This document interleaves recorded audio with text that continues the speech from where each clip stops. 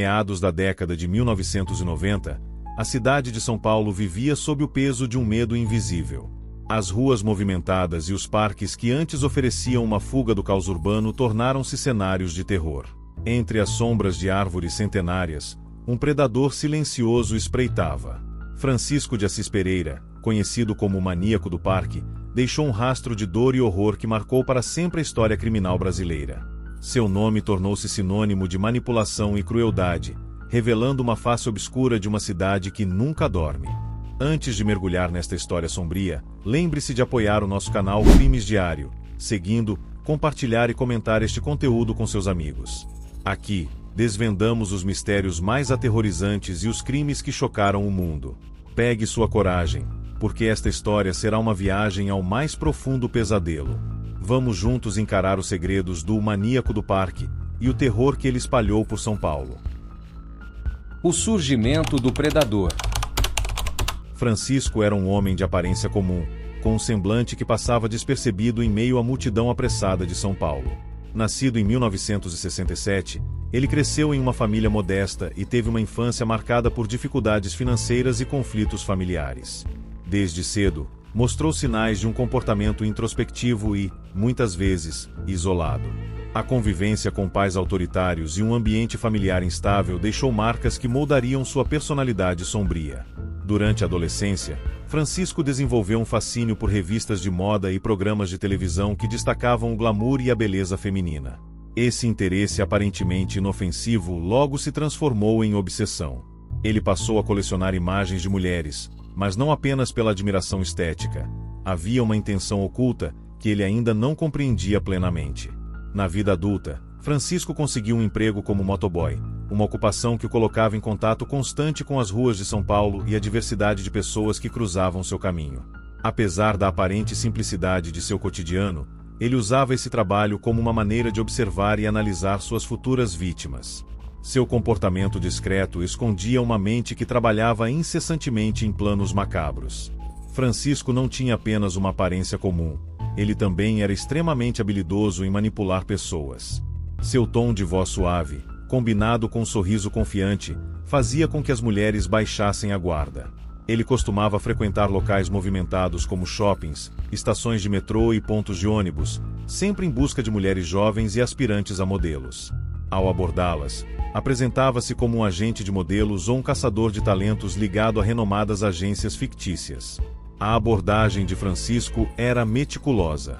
Ele estudava suas vítimas com cuidado, observando seus comportamentos e interações antes de fazer o contato inicial. Suas palavras eram estrategicamente escolhidas para transmitir profissionalismo e segurança. Ele frequentemente usava termos do mundo da moda e mencionava eventos prestigiados, criando um ar de credibilidade. Algumas vezes, chegava a mostrar catálogos ou revistas para reforçar sua história. Suas vítimas geralmente compartilhavam um perfil, jovens com sonhos de ascensão no universo da moda, algumas enfrentando dificuldades financeiras ou emocionais. Francisco sabia como explorar essas fragilidades, prometendo uma oportunidade única de mudarem suas vidas. Para muitas delas, ele representava a realização de um sonho, e o que parecia uma chance de ouro rapidamente se transformaria em um pesadelo inimaginável. O reinado de terror. Entre 1997 e 1998, Francisco transformou o Parque do Estado em seu palco de horror. Ele escolhia o parque não apenas por sua beleza natural, mas pela densa vegetação e as trilhas isoladas, que proporcionavam um esconderijo perfeito para seus crimes. Esse lugar, que deveria ser um refúgio de tranquilidade em meio ao caos urbano, tornava-se um labirinto mortal nas mãos do predador. As abordagens de Francisco eram meticulosamente executadas. Após ganhar a confiança de suas vítimas, ele as convencia a acompanhá-lo até o parque, sob o pretexto de realizar um ensaio fotográfico. Algumas vítimas relataram que ele carregava equipamentos fotográficos falsos, reforçando sua fachada profissional. Ao adentrarem as trilhas sinuosas, as mulheres eram levadas a áreas cada vez mais remotas, onde não havia chance de serem vistas ou ouvidas. Era nesse momento que Francisco revelava sua verdadeira intenção. Ele se transformava de um homem afável em um agressor impiedoso. O terror que se desenrolava era indescritível. Ele utilizava sua força física para subjugar as vítimas, que ficavam indefesas diante de sua brutalidade. Algumas tentaram lutar, mas o parque, com seu isolamento e silêncio inquietante, parecia conspirar contra elas. Francisco cometia atos de extrema violência, estrangulando suas vítimas e abandonando os corpos em locais que apenas ele conhecia. A crueldade de seus crimes chocava mesmo os investigadores mais experientes. Com o passar do tempo, os relatos de desaparecimentos aumentavam, e o medo se espalhava por São Paulo.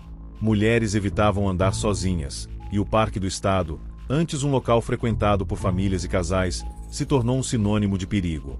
Apesar de sua frieza, Francisco cometeu erros que ajudaram a polícia a ligar os pontos. Algumas mulheres conseguiram escapar de seus ataques e relataram detalhes cruciais às autoridades. Elas descreveram o homem que as abordou e os lugares onde haviam sido levadas, fornecendo pistas importantes para a investigação. O cerco começava a se fechar, mas Francisco, cego por sua obsessão, não parecia perceber que seus dias de terror estavam contados. A queda do monstro.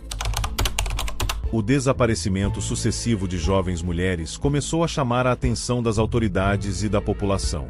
Investigações minuciosas levaram a um padrão. Todas tinham em comum o encontro com um homem que lhes prometera uma carreira como modelo. Com relatos de sobreviventes que escaparam de seus ataques, a polícia chegou ao nome de Francisco de Assis Pereira. Em julho de 1998, após intensa caça, Francisco foi capturado. Seu depoimento, frio e detalhado, chocou o Brasil. Ele confessou 11 assassinatos e descreveu com exatidão seus métodos, mostrando total indiferença às vidas que destruiu. Suas declarações foram tão aterrorizantes quanto os próprios crimes, expondo uma mente doentia e calculista. Francisco foi condenado a mais de 200 anos de prisão, mas a pena jamais poderia reparar o estrago causado por seus atos. O maníaco do parque deixou uma cicatriz profunda na memória coletiva de um país. Seus crimes não apenas ceifaram vidas, mas também abalaram a confiança e a inocência de uma sociedade inteira. Hoje, o Parque do Estado permanece como um lembrete silencioso do horror que ali ocorreu. As histórias das vítimas ecoam, e o nome de Francisco de Assis Pereira continua a inspirar terror e repúdia, como um dos mais sombrios capítulos da criminalidade no Brasil. Para mais histórias arrepiantes como esta, siga e acompanhe o canal Crimes Diário. Aqui, mergulhamos nas tramas mais sombrias do crime, trazendo relatos detalhados e impactantes que não deixarão você desviar o olhar.